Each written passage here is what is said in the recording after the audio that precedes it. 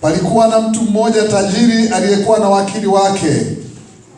Huyu alishtakiwa kwake kuwa anatapanya mali zake. Akamwita akamwambia, ni habari gani hii ninayosikia juu yako? Toa hesabu ya uwakili wako, kwa kuwa huwezi kuwa wakili tena. Yule wakili akasema moyoni mwake, nifanyeje? Maana bwana wangu ananiondolea uwakili. Kulima siwezi, kuomba naona haya. Najua nitakalotenda, ili nitakapotolewa katika uwakili wanikaribishe nyumbani mwao. Akawaita wadeni wa bwana wake, kila mmoja akamwambia, wa kwanza wawiwani na bwana wangu.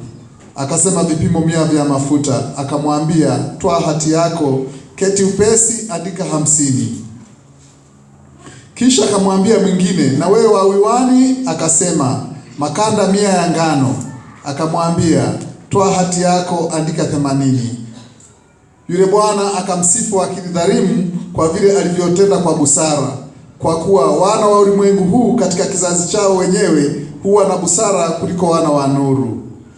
Nami nawaambia, jifanyieni rafiki kwa mali ya udhalimu, ili itakapokosekana wawakaribishe katika makao ya milele.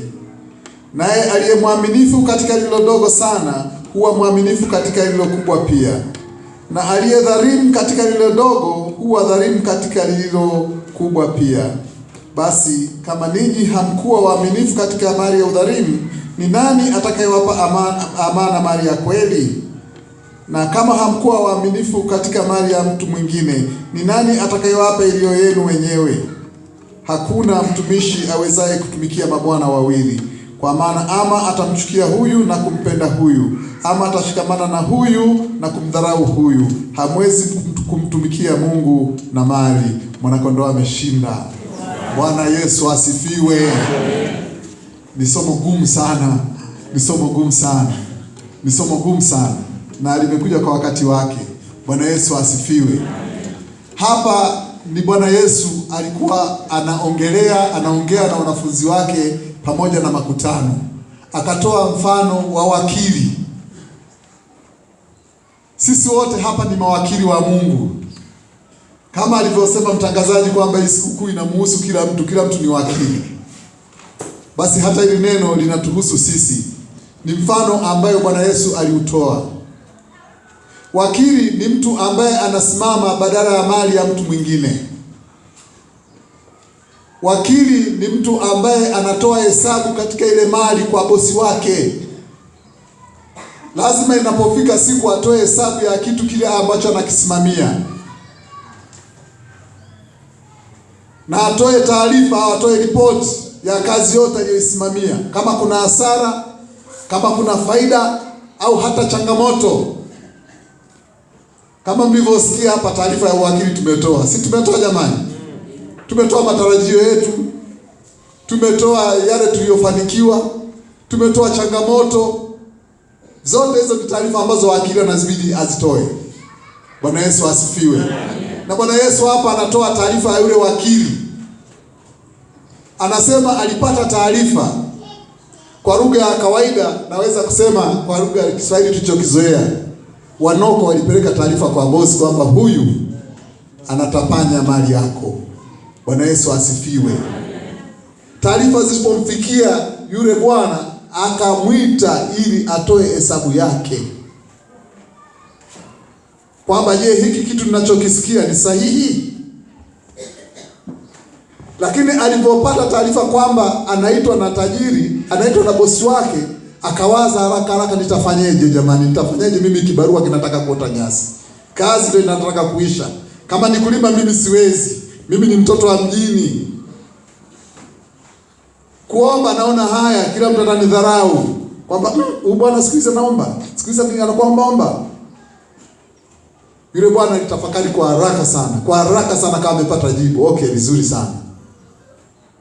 Kale akiba kangu kale kalikobaki kale, ngoja nikafanyie utafiti. Kuna mtu alikuwa anadaiwa maplastiki 100 ya mafuta. Plastiki 100 za mafuta. Akaitwa, bwana una hati gani? Hati yako nadaiwa ngapi? Nadaiwa plastiki 100 za mafuta. Unawiwani, yani unadaiwa ngapi? Unadaiwa, kuwiwa ni kudaiwa. Bwana Yesu asifiwe. Unawiwani, akasema mimi nadaiwa mapipa plastiki 100. Akasema basi chukua hati yako, andika 50.